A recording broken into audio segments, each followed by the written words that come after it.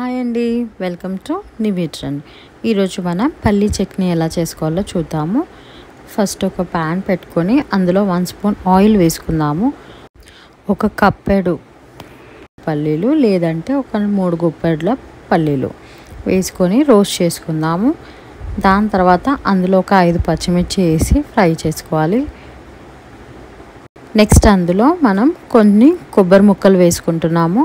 వేసుకున్న తర్వాత ఒకసారి కలిపి అందులో 1 ఇంచు అల్లం ముక్క కట్ చేసుకొని వేసుకోవాలి. అలాగే కొద్దిగా చింతపండు వేసుకొని పుదీనా కూడా వేసుకొని ఒకసారి కలుపుకుందాము. ఇప్పుడు అది మనం చల్లార్చుకొని కొద్దిగా సాల్ట్ వేసి పేస్ట్ చేసుకోవాలి.